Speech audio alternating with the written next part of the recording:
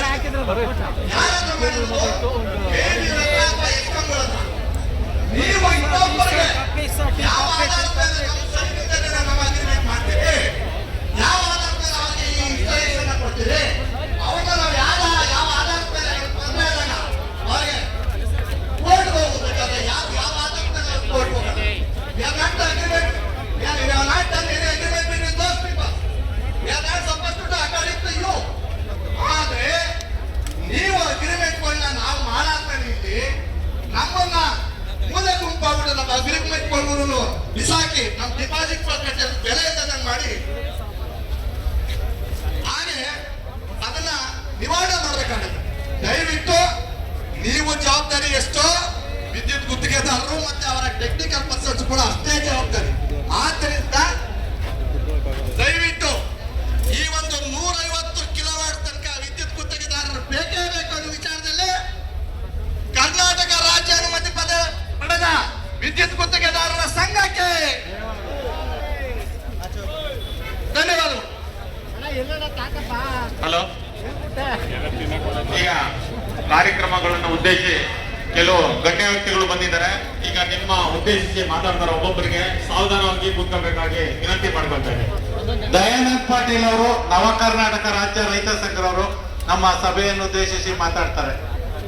ದಯವಿಟ್ಟು ವಿದ್ಯುತ್ ಗುತ್ತಿಗೆದವರಿಗೆ ಆಮೇಲೆ ಅವಕಾಶ ಕೊಡ್ತೀವಿ. ಯಾರು ಮಾತಾಡ್ಬೇಕು ಅಂತ ಬಂದಿದ್ದೀರ ಅವರು ದಯವಿಟ್ಟು ಕೆಳಗಡೆ ಬನ್ನಿ, ನಿಮ್ಗೂ ಆಮೇಲೆ ನೆಕ್ಸ್ಟ್ ಅವಕಾಶ ಕೊಡ್ತೀವಿ. ಕೆಲವು ರೈತ ಸಂಘದ ಮುಖಂಡರು ಬಂದಿದ್ದಾರೆ, ಅವರಿಗೆ ಮೊದಲು ಅವಕಾಶ ಕೊಟ್ಟು ತದನಂತರ ನಮ್ಮ ವಿದ್ಯುತ್ ಗುತ್ತಿಗೆದಾರರು ಕೊಡ್ತೀವಿ. बोलो भारत माता की, बोलो भारत माता की, ವಂದೇ ವಂದೇ. ಇವತ್ತಿನ ದಿವಸ ಕರ್ನಾಟಕ ರಾಜ್ಯದ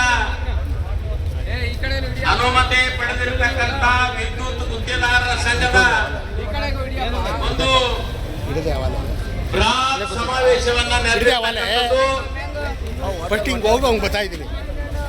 ಈ ಸಮಾವೇಶಕ್ಕೆ ವಿಶೇಷವಾಗಿ ಯಾವ ವಿದ್ಯುತ್ ಗುತ್ತಿಗೆದಾರರು ನಮ್ಮ ಎಲ್ಲ ರಾಜ್ಯದ ರೈತ ಮುಖಂಡರನ್ನ ಕರೆಸಿದಿರಲ್ಲ, ತಮಗೆ ಇವತ್ತಿನ ದಿವಸ ನಾವೆಲ್ಲರೂ ನಿಮಗೆ ಧನ್ಯವಾದಗಳನ್ನು ಹೇಳುತ್ತೇನೆ. ಯಾವಾಗ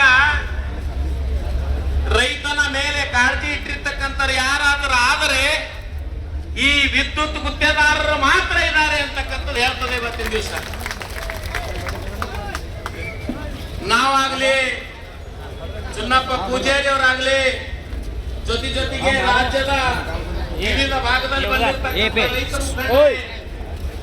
ನಾವೆಲ್ಲರೂ ಈ ರಾಜ್ಯದ ರೈತನ ಬದುಕಿಸಬೇಕನ್ನೋಸ್ಕರ ಹೋರಾಟ ಮಾಡತಕ್ಕಂಥ ಕಾರ್ಯಕ್ರಮ ಇದು. ಸನ್ಮಾನ್ಯ ಮುಖ್ಯಮಂತ್ರಿಗಳೆಲ್ಲ ಮನವರಿಕೆ ಮಾಡ್ಕೊಳ್ತಾ ಇದ್ದೇನೆ.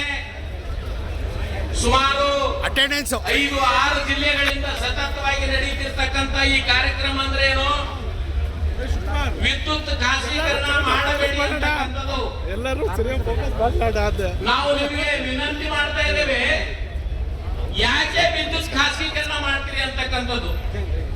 ನಿನ್ನೆ ನಾನು ಕಲಬುರಗಿಯಲ್ಲಿ ಹೋರಾಟ ಮಾಡಿದಾಗ ಮೊನ್ನೆ ಈ ವಿದ್ಯುತ್ ಕಂಪನಿಯಿಂದ ಒಬ್ಬ ಕಾರ್ಯದರ್ಶಿಯಿಂದ ಫೋನ್ ಬರ್ತದೆ, ಸರ್ ನಾವು ಎಲ್ಲರಿಗೆ ಮೀಟರ್ ಅಳವಡಿಸಲ್ಲ, TC ಮುಖಾಂತರ ಮೀಟರ್ ಅಳವಡಿಸ್ತೇವೆ ಅಂತಕ್ಕಂಥದ್ದು ಹೇಳಿದ್ರು.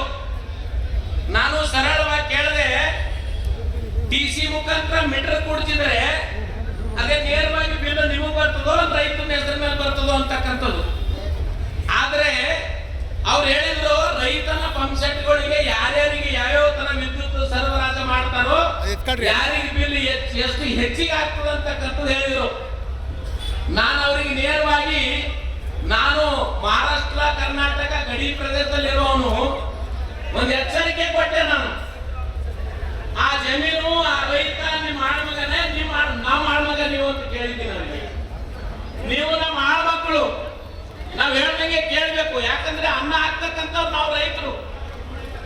ಒಬ್ಬ ಶಾಸಕ, ಮಂತ್ರಿ, ಮುಖ್ಯಮಂತ್ರಿ, ರಾಜ್ಯಪಾಲ, ರಾಷ್ಟ್ರಪತಿಗೆ ಯಾರಾದ್ರೆ ಅನ್ನ ಹಾಕ್ತಕ್ಕಂಥ ದೇವರಿದ್ದಾರೆ, ಅದು ರೈತ ಅಂತಕ್ಕಂಥ ನಿಮ್ಗೆ ಅರಿವಿರಲಿ ಅಂತಕ್ಕಂಥದ್ದು ಹೇಳಿದ್ದೇವೆ.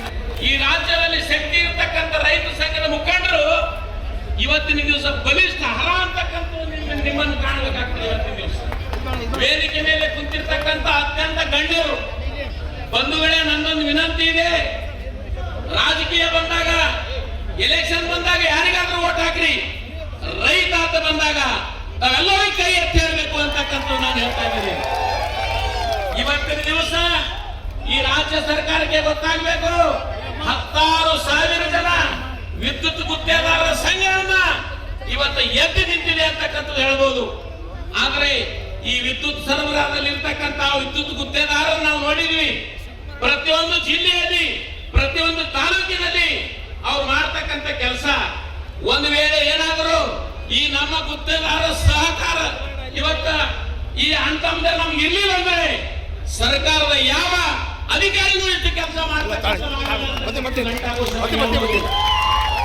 ನಿನಗೆ ಇವರಿಗೆ ಪಗಾರ ಇರೋದಿಲ್ಲ, ನಮ್ಗೆಲ್ಲರಿಗೆ ಪಗಾರ ಇರೋದಿಲ್ಲ. ಆದ್ರೆ 2 ಲಕ್ಷ 3 ಲಕ್ಷ ವಿದ್ಯುತ್ ಅಧಿಕಾರಿಗಳು ಪಗಾರ ತಗೋತಾರೆ. ನಮ್ದೇ ಗಾಡಿ ಗೋಡ ಇವೆಲ್ಲ AC ಕಾರ್ನಲ್ಲಿ ಅಡ್ಡಾಡಿ ಇವತ್ತು ರೈತರಿಗೆ ಯಾರಾದ್ರೂ ಮಣ್ಣು ಮುಗಿಸಿ ಕೊಟ್ಟಿದಾರಂದ್ರೆ ಇದು ಈ KEB ಅವರು ಅಂತಕ್ಕಂಥದ್ದು. ನಮ್ಗೆ ಯಾಕೆ ಮೀಟರ್ ಕೊಡಿಸ್ತೀರಿ ಅಂತಕ್ಕಂಥ ಪ್ರಶ್ನೆ. ಯಾಕಂದ್ರೆ ಇವತ್ತು ರಾಷ್ಟ್ರ ಮಟ್ಟದಲ್ಲಿ ಪ್ರತಿಯೊಂದು ರಾಜ್ಯದಲ್ಲಿ ಅನ್ಯಾಯ, ಅತ್ಯಾಚಾರ, ಕೊಲೆ, ಸುಲಿಗೆ ನಡೆದ್ರು ಕೂಡ ಇವತ್ತ ಬದಲಾಗ್ತಕ್ಕಂಥ ರಾಜ್ಯ ಯಾವುದೂ ಇಲ್ಲ ಈ ದೇಶದಲ್ಲಿ. ಯಾರೇ ಬಂದ್ರೆ ಇವತ್ತು ನೋಡ್ರಿ, ನಾವು ವಿದ್ಯುತ್ ಸರಬರಾಜು ಗುತ್ತೇದಾರರ ದೊಡ್ಡ ಸಮಾವೇಶ ಮಾಡ್ತಾ ಇದ್ದಾರೆ. ಅಲ್ಲಿ ಪೊಲೀಸ್ ಪ್ರೊಟೆಕ್ಷನ್ ನೋಡಿ, ಹಿಂದ್ಗಡೆ ನೀವು ನೋಡಿದ್ರಲ್ಲ, ನೀವು ಗೊತ್ತಂತರು ಈ ಬ್ಯಾನರ್ ಹಿಂದೆ ಸುಮಾರು ಸಾವಿರಾರು ಜನ ಪೊಲೀಸ್ನವರು ಇದ್ದಾರೆ. ಯಾಕೆ ಬೇಕು ನಮಗೆ ಪೊಲೀಸ್ನವರು? ನಾವು ದೇಶ ಕಾಯಲು, ನಾವು ರಾಜ್ಯ ಉಳಿಸಬೇಕು, ರಾಜ್ಯದ ರೈತಾಪಿ ಉಳಿಬೇಕು ಅಂತಕ್ಕಂಥದ್ದು ನೀವು ಮಾಡ್ತಾ ಇದ್ದೀರಿ ಇವತ್ತಿನ ದಿವಸ. ಬಂಧುಗಳೇ, ನಾನೇನು ಹೆಚ್ಚಿಗೆ ಮಾತಾಡಲಾರೆ, ಇಲ್ಲಿ ಸಾಕಷ್ಟು ಜನ ಮಾತಾಡ್ತಿರ್ಬೋದು. ಆದ್ರೆ ನಮ್ಮಲ್ಲಿ ಏನು ವಿನಂತಿ ಇಲ್ಲ, ಇವತ್ತು ನೀವು ರಾಜ್ಯದ ರೈತರ ಬಗ್ಗೆ ಏನು ಪಣ ಕೊಟ್ಟು ಇಲ್ಲಿ ಸಮಾವೇಶ ಮಾಡ್ತಿದ್ರಲ್ಲ, ನೀವು ನಿಜವಾಗಿಯೂ ರೈತರ ಅಂತಕ್ಕಂಥದ್ದು ಹೇಳ್ತಾ ಇದ್ದೀರಿ. ರಾಜ್ಯ ಸರ್ಕಾರಕ್ಕೆ ಒಂದು ಗಂಟೆಯನ್ನು ಕೊಡ್ತೇನೆ.